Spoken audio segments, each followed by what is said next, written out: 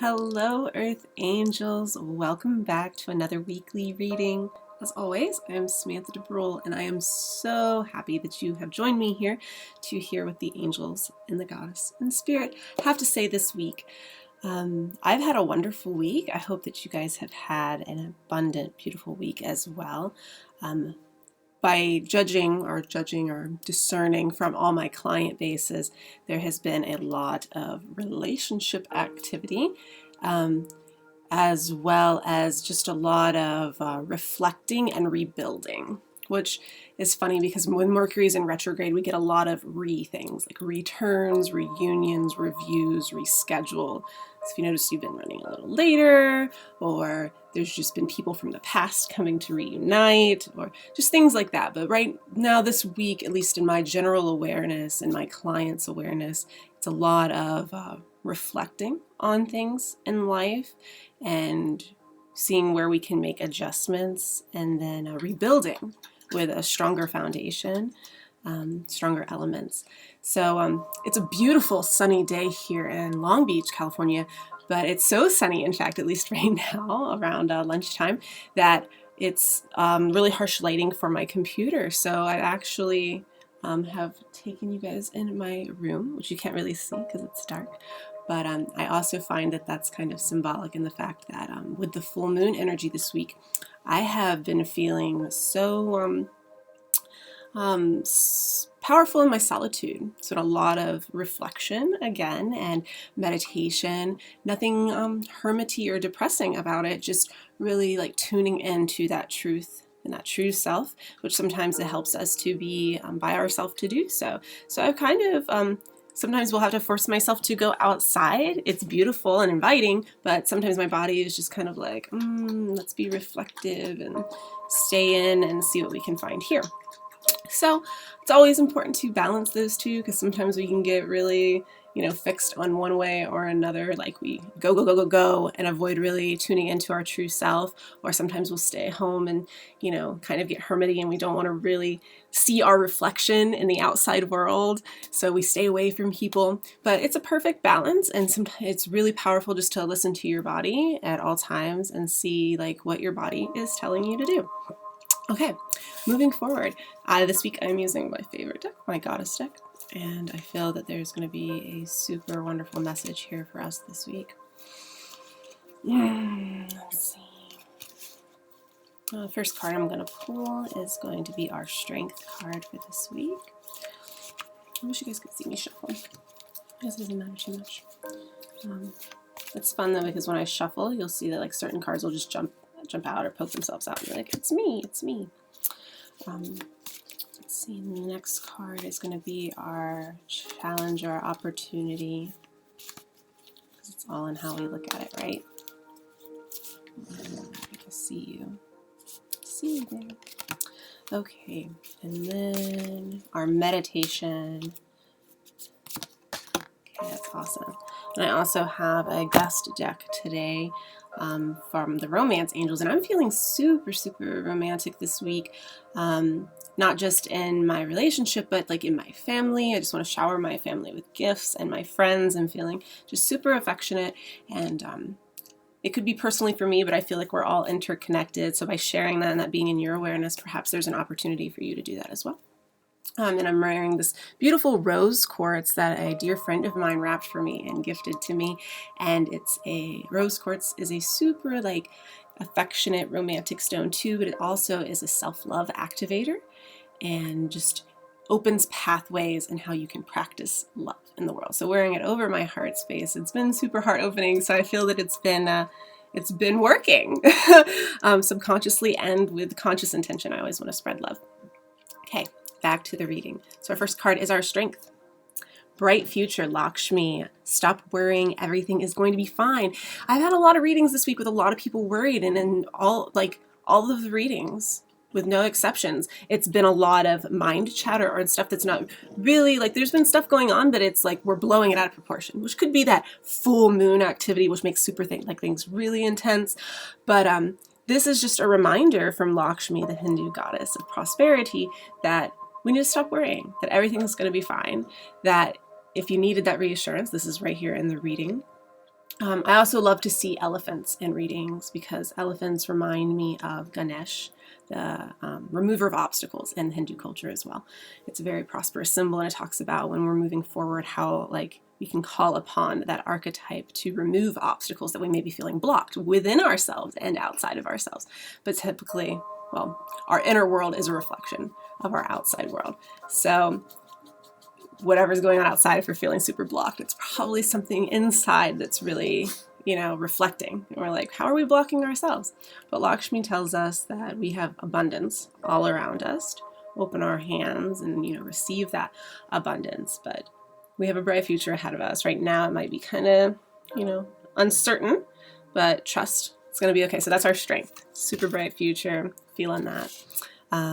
This card was our opportunity or our obstacle. White Tara, sensitivity. You're becoming increasingly sensitive. Avoid harsh relationships, environment, situations, and chemicals. This is no coincidence that it's also like the full moon peaking off this week, because with the full moon, things are really intense. We are super sensitive. We can use the energies around us, the planetary energies, the energies of our environment,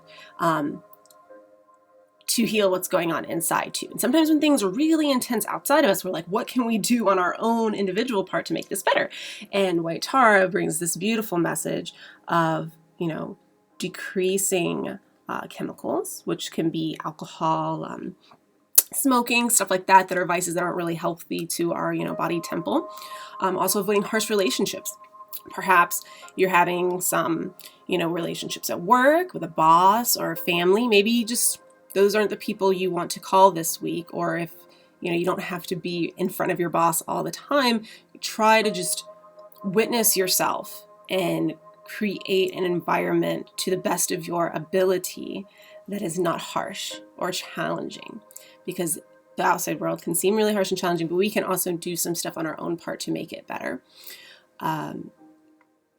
Environments are big for me. If you're really sensitive, you're probably going to find that nature, forests, oceans, lakes, these are all beautiful opportunities to really tune into the earth energy when you're sensitive, and it can help you clear, detox, tap back into your own body. Our earth body and our body are super connected. So environments like club scenes or busy cities with lots of concrete, these things can be really harsh for us super sensitive people. If you're watching this, Earth Angels, you probably are super sensitive. So just take that into consideration. It can be your opportunity to be like, I'm super sensitive. What can I pick in? Where can I tap in? Where can I connect myself more deeply to others? But if you're feeling overwhelmed and you're feeling a little bit out of balance, also right now I'm getting, when you're feeling out of balance, it might behoove you to research some Ayurveda. Ayurveda is a science of food medicine, and sometimes we can eat things that are more grounding, like for people who are Vata imbalanced, which are more like, we all have all of these elements inside of us, but for people that have a propensity to be more air-like and kind of spastic, or people that talk really, really fast all the time or seem really ungrounded, we can introduce things into our diet and eliminate other things, like we would eliminate caffeine in that sake and put in like something potatoes, some root vegetables to really ground us back. So look at your meals and see what you're eating. Are you nourishing your temple really good, really well? Because when you're sensitive, those things, every bite you take, every sip of water, every sip of juice, sugar, whatever it is, you're super sensitive. So listen to your body because it's talking. So this can be a big obstacle or a super great opportunity. The choice is yours. And this is our meditation for the week. Oh, and it's Mat, which is fairness. The situation will be handled in a fair and just manner. So, and this is typically a lot of to do with like legal situations. This can do with like arguments, disagreements with loved ones. Maybe you're not being treated fairly at work. Maybe you need a raise. Know that you're being supported in ways that you might not be able to see. So have faith with that process. And sometimes it's not, what is heavier, which right here is the dove. A simple like silence or a feather or something that's not big, loud, and boisterous will actually like serve you.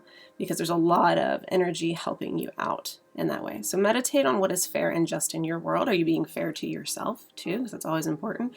And know that you're being taken care of this week with whatever you're feeling may be unjust, but also meditate on how you can be more fair and just in the world and balanced. This is big on balance. Right now we went to Libra a little, like about a week or so ago.